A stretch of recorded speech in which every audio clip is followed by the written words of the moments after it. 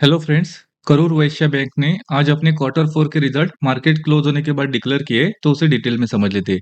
वैसे जो आज बोर्ड की मीटिंग हुई है उसमें ₹2.60 का बैंक ने डिविडेंड डिक्लेयर किया है। तो चलिए आगे बढ़ते और नंबर देख लेते हैं।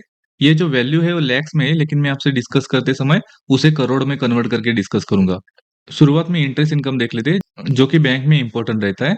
तो इंटरेस्ट इनकम रहा है मार्च क्वार्टर में 2516 करोड़ के आसपास। वही लास्ट ईयर मार्च क्वार्टर में 2187 करोड़ का इंटरेस्ट इनकम रहा था।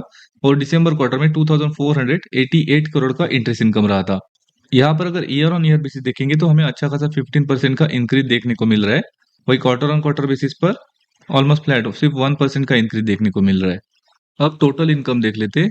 तो टोटल इनकम रहा है मार्च क्वार्टर में 3025 करोड़ का। वही लास्ट ईयर मार्च क्वार्टर में 2813 करोड़ का टोटल इनकम रहा था। और दिसंबर क्वार्टर में 2953 करोड़ का टोटल इनकम रहा था। यहाँ per year on year basis देखेंगे तो यहाँ पर हमें 8% का इंक्रीज देखने को मिल रहा है।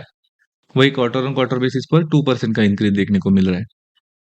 अब एनआईआई देख लेते हैं, यानी कि नेट इंटरेस्ट इनकम। तो एनआईआई रहा है मार्च क्वार्टर में 1089 करोड़ का। वही लास्ट ईयर मार्च क्वार्टर में 998 करोड़ का एनआईआई रहा था। और दिसंबर क्वार्टर में 1081 करोड़ का एनआईआई रहा था। अगर यहाँ per year on year basis पर देखेंगे तो 9% का हमें इंक्रीज एनआईआई में देखने को मिल रहा है। वही क्वार्टर ऑन क्वार्टर बेसिस पर फ्लैट एनआईआई देखने को मिल रहा है, सिर्फ 1% का हमें इंक्रीज देखने को मिल रहा है। अब बैंक के टोटल एक्सपेंसेस देख लेते हैं। तो टोटल एक्सपेंसेस रहे मार्च क्वार्टर में 2190 करोड़ के। वही लास्ट ईयर मार्च क्वार्टर में 1946 करोड़ के टोटल एक्सपेंसेस रहे थे। और दिसंबर क्वार्टर में 2138 करोड़ के टोटल एक्सपेंसेस रहे थे। यहाँ पर ओवरऑल एक्सपेंसेस देखेंगे तो कंट्रोल में देखने को मिल रहे हैं। अब आगे बढ़ते और बैंक का प्रोविजन देख लेते। तो बैंक का प्रोविजन रहा है मार्च क्वार्टर में 161 करोड़ का। वही लास्ट ईयर मार्च क्वार्टर में 293 करोड़ के प्रोविजन रहे थे। और दिसंबर में 147 करोड़ के प्रोविजन रहे थे। यहाँ per year on year basis पर देखेंगे तो अच्छी खासी कमी प्रोविजंस में देखने को मिल रही है। वही अगर क्वार्टर ऑन क्वार्टर बेसिस देखेंगे तो हल्की सी बढ़त देखने को मिल रही है, जो कि ठीक ठाक है। अब आगे बढ़ते और बैंक का नेट प्रॉफिट देख लेते। तो बैंक का नेट प्रॉफिट रहा है मार्च क्वार्टर में 513 करोड़ का। वही लास्ट ईयर मार्च क्वार्टर में 456 करोड़ का नेट प्रॉफिट रहा था। और दिसंबर में 496 करोड़ का नेट प्रॉफिट रहा था। यहाँ per year on year basis देखेंगे तो हमें 13% का इंक्रीज नेट प्रॉफिट में देखने को मिल रहा है।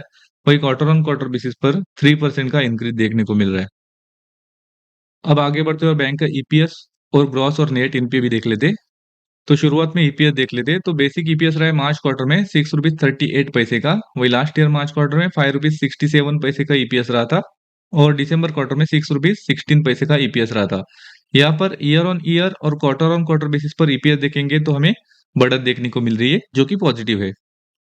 अब बैंक का ग्रॉस एनपी और नेट एनपी देख लेते हैं। शुरुआत में ग्रॉस एनपी देख लेते हैं। तो मार्च क्वार्टर में ग्रॉस एनपी रहा है 0.76%। वही लास्ट ईयर मार्च क्वार्टर में 1.40% रहा था। और दिसंबर में 0.83% रहा था। वही नेट एनपी अगर देखेंगे तो नेट एनपी रहा है मार्च क्वार्टर में 0.20%। वही लास्ट ईयर मार्च क्वार्टर में 0.40%।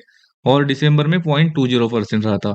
यहाँ पर अगर ईयर ऑन ईयर बेसिस देखेंगे ग्रॉस एनपीए और नेट एनपीए, तो अच्छी खासी कमी हमें दोनों में, ग्रॉस एनपीए और नेट एनपीए में देखने को मिल रही है, जो कि बहुत पॉजिटिव है बैंक के लिए। वही अगर क्वार्टर ऑन क्वार्टर बेसिस पर भी देखेंगे तो ग्रॉस एनपीए में तो कमी देखने को मिल रही है, लेकिन जो नेट एनपीए वो फ्लैट देखने को मिल रहा है। ये भी पॉजिटिव ही है बैंक के लिए।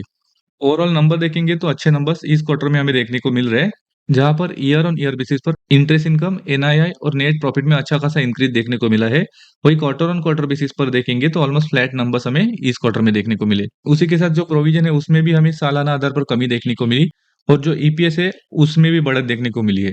और जो ग्रॉस एनपी और नेट एनपी है उसमें भी कमी हमें सालाना आधार पर और क्वार्टर ऑन क्वार्टर बेसिस पर देखने को मिली, जो कि पॉजिटिव है।